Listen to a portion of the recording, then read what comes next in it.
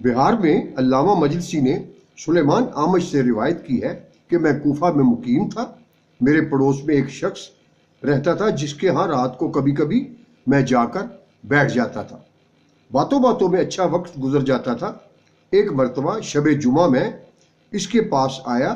باتوں باتوں میں زیارت امام علی مقام حسین کی بات چلی۔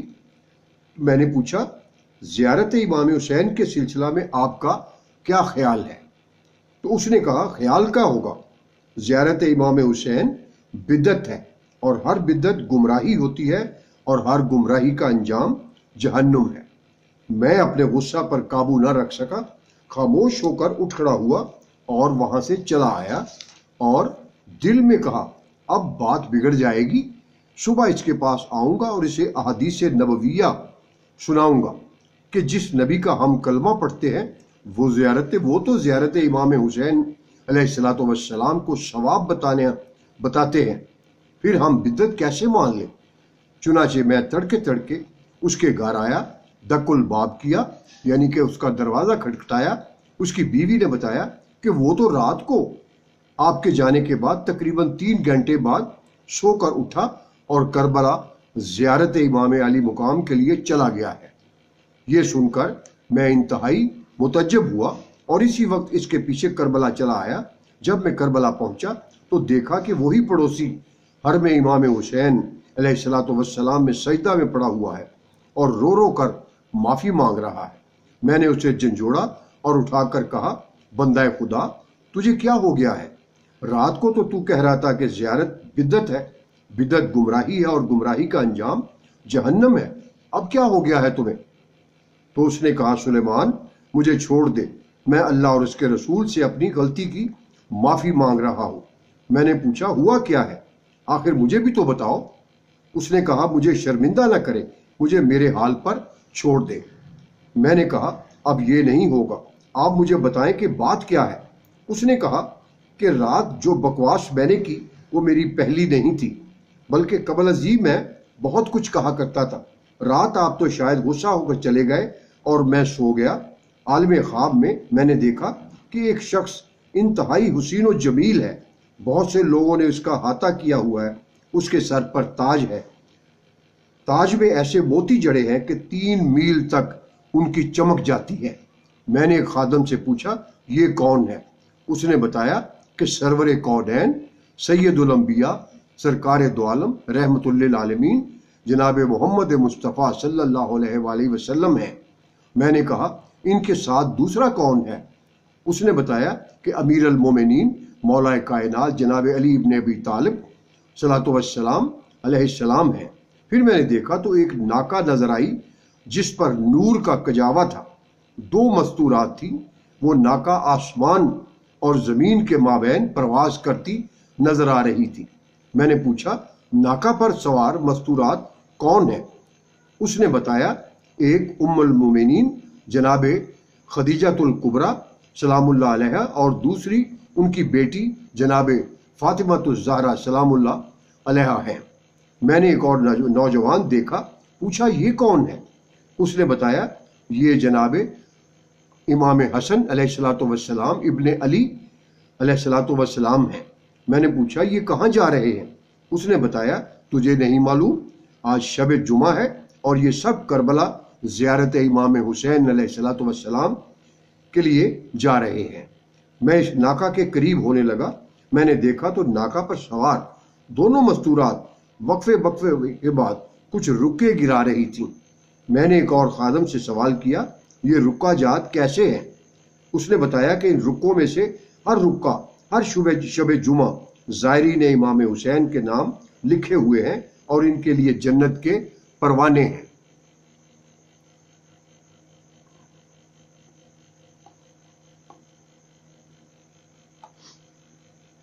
میں نے اس سے کہا، ایک رکا مجھے بھی دے دو۔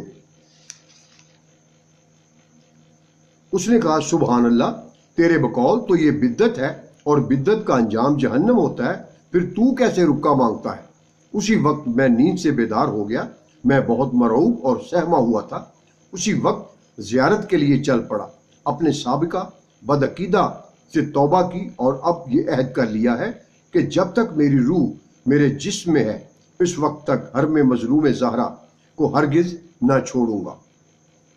ایک پرانی بات میں ہے کہ جناب امام حسین علیہ السلام کے لیے جناب موسیٰ نے علیہ السلام نے ذات احادیث سے سوال کیا کہ وہ کون سی چیز ہے پروردگار جس کی بنا پر امت محمد کو دیگر تمام امتوں پر فضیلت دی گئی ہے۔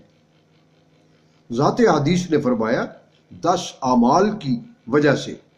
جناب موسیٰ علیہ السلام نے عرض کیا وہ کون سے 10 اعمال ہیں تاکہ میں بھی اپنی امت کو ان اعمال کے بجا لانے کا حکم دوں؟ تو ذات حدیث نے فرمایا پہلا نماز، دوسرا زکوٰۃ، تیسرا روزہ، چوتھا حج، پانچواں جہاد، چھٹا جمعہ، ساتواں جماعت، آٹھواں قرآن، نواں علم اور 10واں عاشور۔ تو جناب موسیٰ علیہ السلام نے ذات حدیث سے سوال کیا کہ بار الہ یہ عاشور کیا ہے؟ خلاق عالم نے فرمایا فرزند رسول صلی اللہ علیہ وآلہ وسلم کے غم میں گریہ ازاری، ماتم و سینہ زنی کرنا ہے۔ اے موسیٰ جو بھی اس زمانہ میں فرزند رسول کے غم میں روئے گا، رونے کا سامان فراہم کرے گا، اس کے لیے دائمی جنت ہوگی۔ اے موسیٰ جس شخص نے بھی فرزند رسول کی خاطر جو کچھ بھی خرچ کیا اس کے مال اور رزق میں بھی برکت دوں گا۔ اے موسیٰ مجھے اپنی عزت و جلال کی قسم ہے جس بھی شخص کی آنکھ سے فرزند رسول صلی اللہ علیہ وآلہ وسلم کے غم میں ایک آنسو بھی آ گیا اسے 1000 شہید کا ثواب دوں گا۔ بہار میں امام صادق علیہ السلام سے مروی ہے کہ امام حسین علیہ السلام کے عرش کے دائیں جانب مقیم ہے، جہاں سے وہ میدان کربلا میں اپنی جگہ، اپنی مقتل، اپنے اقربا، اعزاء اور اصحاب کی مقتل گاہیں دیکھتے رہتے ہیں، آنے والے زائرین کو دیکھتے ہیں۔ امام حسین علیہ السلام اپنے زائرین کے اسماء، ان کے آبا کے اسماء سے واقف ہیں، اپنے غم میں رونے والوں کو دیکھتے ہیں، ان کے استغفار کرتے ہیں، اپنے نانا، بابا، ماں اور بھائی سے درخواست کرتے ہیں کہ میرے عزاداروں کو مغفرت کے لیے آپ بھی دعا کریں۔ بہار ہی میں ہے کہ امام صادق علیہ السلام نے فرمایا ہے قیامت میں ہر آنکھ رو رہی ہوگی لیکن جو آنکھ دنیا میں غم حسین میں روئی تھی مسرور ہوگی۔ تمام عزادار امام حسین علیہ السلام کے دائیں جانب ہوں گے۔ عزاداروں سے کہا جائے گا تشریف لائیں، جنت آپ کی منتظر ہے۔ تمام عزادار جواباً عرض کریں گے جنت میں تو ساری زندگی رہنا ہی ہے، بڑی امیدوں اور خواہشوں کے بعد آج اپنے مظلوم مولا کی زیارت نصیب ہوئی ہے۔ جب تک ہمارا آقا اس جگہ ہے ہم اس وقت تک جنت میں نہیں آئیں گے۔ دشمنان امام علی مقام کو پکڑ پکڑ کر جہنم میں ڈالا جائے گا۔ وہ ادھر ادھر دیکھ کر کہیں گے کاش ہماری بھی شفاعت کرنے والا کوئی ہوتا۔ میدان محشر میں امام حسین علیہ السلام کے 3 مختلف مقامات کھڑے ہونے کے لیے وقف ہوں گے۔ عرش کے دائیں جانب جہاں آپ کے ساتھ صرف آپ کے عزادار اور آپ کے زائر ہوں گے۔ حوض کوثر پر اس جگہ آپ کے ساتھ آپ کے نانا جناب محمد مصطفیٰ صلی اللہ علیہ وآلہ وسلم، آپ کے بابا جناب مولا کائنات علیہ السلام، آپ کی ماں جناب سیدۃ النساء العالمین، آپ کی بہن شریکۃ الحسین، آپ کی نانی جناب خدیجۃ الکبریٰ، آپ کا بھائی جناب امام حسن علیہ السلام اور آپ کے عزادار اور ظاہر ہوں گے۔ آپ کی تیسری قیام گاہ قلب محشر ہوگا جہاں امام حسین علیہ السلام اپنے کربلا میں موجود اصحاب اور اعزاء کے ساتھ اس طرح ہوں گے کہ کسی طرف مسلم ابن اوسجہ کا لاشا ہوگا، کسی طرف ظہیر کا لاشا ہوگا، کسی طرف عباس علمدار کے بازو ہوں گے، کسی طرف علی اکبر کا تڑپتا لاشا ہوگا، کسی طرف قاسم کی لاش کے ٹکڑے بکھرے ہوں گے۔ ان تمام کے درمیان فرزند زہرا بلا سر کے وسط محشر میں کھڑا ہوگا، تازہ خون آپ کے گلے سے ٹپک رہا ہوگا۔ یہ منظر دیکھ کر تمام انبیاء، تمام اولیاء، تمام شہداء اور تمام اوصیاء اور تمام شہداء دیکھ کر تڑپ اٹھیں گے۔ دختر نبی غش کھا کر گر جائیں گی۔ نبی کونین پانی چھڑکیں گے، غش سے افاقہ ہوگا تو عرض کریں گے بار الہا میری ذریت کے قاتلوں اور میرے بابین فیصلہ فرما۔ ذات حدیث کے کی طرف سے جہنم کو حکم ملے گا قاتلین حسین علیہ السلام اور دشمنان زہرا کو چن لے۔ علامہ صادق نے امالی میں سرکار مجلسی ہے بہار میں ریان ابن شبب سے نقل کیا ہے کہ میں یوم عاشور امام رضا علیہ السلام کی خدمت میں حاضر ہوا۔ آپ انتہائی غمگین تھے، آنسو ٹپ ٹپ گر رہے تھے۔ مجھے دیکھ کر فرمایا اے ابن شبیب، محرم اللہ کا وہ محترم مہینہ ہے جس میں زمانہ جاہلیت کے عرب بھی جنگ و جدال اور قتل و غارت سے پرہیز کرتے تھے، لیکن امت محمدیہ صلی اللہ علیہ وآلہ وسلم نے اس مقدس مہینہ کے تقدس کو پامال کیا، حرمت نبی صلی اللہ علیہ وآلہ وسلم کو مسل ڈالا۔ اسی ماہ میں ذریت رسول کو شہید کیا گیا، عطرت نبی کے مستورات کو رسن بستہ کیا گیا۔ اللہ کبھی ان لوگوں کو معاف نہیں کرے گا۔ اے پسر شبیب، اگر کبھی کسی چیز پر رونا چاہیے تو فرزند رسول پر رویا کرو۔ غریب زہرا کو اس طرح ذبح کیا گیا ہے جس طرح حیوان کو ذبح کیا جاتا ہے۔ آپ کے سامنے 18 جوان کم سن اور بچے پیاسے شہید کیے گئے۔ آپ کی شہادت پر ارض و سماء روئے ہیں۔ اللہ کی طرف سے 4000 ملائکہ تا قیامت قبر حسین علیہ السلام پر ماتم کے لیے معین ہے۔ اے فرزند شبیب، مجھے میرے باپ نے اپنے باپ سے روایت کی ہے کہ جب نواسہ رسول کو پیاسا شہید کیا گیا تو آسمان سے خون اور سرخ مٹی کی بارش ہوتی تھی۔ اے فرزند شبیب، اگر تو مظلوم کربلا پر اتنی مقدار روئے کہ آنسو رخساروں پر بہہ جائیں، اللہ تیرے تمام صغیرہ اور کبیرہ گناہ معاف کر دے گا۔ اے فرزند شبیب، اگر تو چاہتا ہے کہ گناہوں سے بالکل بری دربار خالق میں پیش ہو تو غریب کربلا کی زیارت کیا کرو۔ اے فرزند شبیب، اگر تو شہادت کا ثواب حاصل کرنا چاہتا ہے تو جب بھی نام حسین لے ساتھ کہہ دے اے فرزند اللہم علی قتلہ الحسین و اصحابہ، کہ اے اللہ پروردگار رحمت فرما اور جناب امام حسین کے قاتلوں اور ان کے اصحاب کے قاتلوں پر لعنت فرما۔ اے فرزند شبیب، اگر جنت میں ہمارے مراتب کے مساوی رہنا چاہتا ہے تو ہمارے غم میں غمگین اور ہماری خوشی میں خوش رہا کر۔ اے فرزند شبیب، ہماری ولایت کو دل سے کبھی نہ نکالنا۔ یاد رکھ، اگر کوئی اس دنیا میں پتھر سے محبت رکھتا ہوگا تو قیامت کے دن پتھر کے ساتھ محشور ہوگا۔ ایک اور مقام پر امام رضا نے فرمایا ہے کہ ماہ محرم وہ مقدس مہینہ ہے جس کا احترام جاہل عرب بھی کرتے تھے، لیکن امت محمدیہ صلی اللہ علیہ وآلہ وسلم کے ہاتھوں اسی ماہ ہمارے خون بہائے گئے، ہماری مستورات کے سروں سے چادریں چھینی گئیں، ہمارے بچوں اور مستورات کو پابند رسن کیا گیا۔ حسین کی مظلومیت پر رونے والے کو رونا چاہیے، مظلوم کربلا پر سینہ زنی کرنا چاہیے۔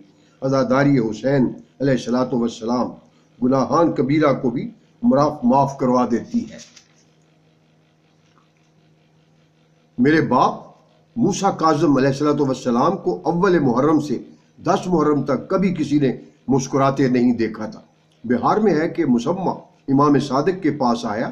آپ نے پوچھا مسمہ تو عراق کا رہنے والا ہے؟ مسمہ نے عرض کیا ہاں قبلہ۔ آپ نے فرمایا کیا غریب کربلا کی زیارت کو جاتا ہے؟ مسمہ نے عرض کیا قبلہ آپ کو معلوم ہے کہ میں بصرہ کے معروف افراد سے ہوں اور دیہاتوں کے اکثر باسی ناصبی ہیں، اس ڈر سے کبھی نہیں گیا کہ کہیں کوئی چغلی نہ کھائے۔ آپ نے فرمایا کیا ذکر مظلوم کربلا کرتا ہے؟ مسمہ نے عرض کیا قبلہ ضرور کرتا ہوں، محرم میں میرا کھانا پینا چھوٹ جاتا ہے، میرے اہل خانہ میرے چہرہ اور آنکھوں سے معلوم کر لیتے ہیں کہ میں غم شبیر علیہ السلام میں رویا ہوں۔ آپ نے فرمایا مسمہ اللہ تیرے آنسوؤں پر رحم فرمائے، تیرا شمار ان لوگوں سے ہوگا جو ہماری مصیبت پر روتے ہیں اور ہماری خوشی میں خوش ہوتے ہیں اور ہمارے غم میں غم زدہ، ہمارے اضطراب سے پریشان اور ہمارے امن میں پرسکون رہتے ہیں۔ مسمہ تجھے ہمارے غم میں رونے کی قیمت کا پتہ اس وقت چلے گا جب انگام وفات تو میرے آبا کو اپنے پاس دیکھے گا، وہ ملک الموت کو تجھ سے نرم سلوک کی وصیت کریں گے، ملک الموت تیرے لیے تیری مہربان سے زیادہ شفیق ہو جائے گا۔ इसी इसना में आप भी रो पड़े और मेरे आंसू भी टपक पड़े।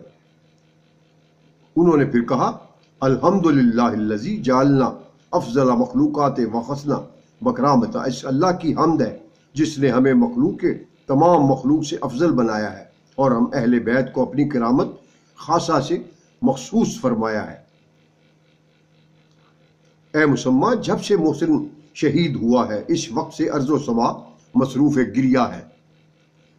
जब से हमारा सिलसिला शहादत शुरू हुआ है मलाइका की आंखों से आंसू नहीं रुके। ए मुसम्मा, जो शख्स हमारी गुर्बत और मजलूबी पर रोए, ज़ाते हदीस की तरफ से उसके आंसू टपकने से पहले उस पर रहमत नाजिल हो जाती है। ए मुसम्मा, हमारे अज़ादार का एक आंसू अगर जहन्नम में डाला जाए तो जहन्नम की तमाम आग बुझ जाएगी। ए मुसम्मा, हमारे गम में गमज़दा होने वाला इस दिन खुश होगा जिस दिन हर एक मसरूफ़ गम होगा। ए मुसम्मा, हमारे गम में आंसू बहाने वाला उस वक्त खुश हो जाएगा जब हम वक्त वफात उसके पास आएंगे और ये ऐसी खुशी होगी जो हौज़ कौसर के पहुंचने तक रहेगी। ए मुसम्मा, हौज़ कौसर हमारे मुहिब को देखकर मुसर्रत से छलक छलक जाएगा। और आज की ये वीडियो तमाम नाजरीन के लिए यहीं पर, इंशाअल्लाह अगली वीडियो में फिर दोबारा। अभी बहुत कुछ बाकी है जनाब इमाम आली मुकाम के ज़ायरीन के मुकाम और उनके शर्फ और उनकी अजमत के लिए बहुत कुछ बाकी है अभी। और अगली वीडियो में इंशाअल्लाह अल्लाह ताला आप सबको सलामत रखे और आपको खुश और खुर्रम रखे, हर किस्म की परेशानी और आफात और बिलियात से आपको वो आपसे बचाए रखे और आपको अपनी हिफाजत में अल्लाह ताला फरमाए। और इसके साथ आज की ये वीडियो इख्तिताम को करते हैं और आपसे फिर दुआ है कि जिन बच्चों ने इसको सब्सक्राइब नहीं किया वो इसको कर लें सब्सक्राइब, और घंटी के निशान को भी दबाएं, शेयर करें, लाइक करें और कमेंट्स में अपना जो कुछ लिखना चाहते हैं वो लिखें। बहुत बहुत शुक्रिया। वस्सलाम।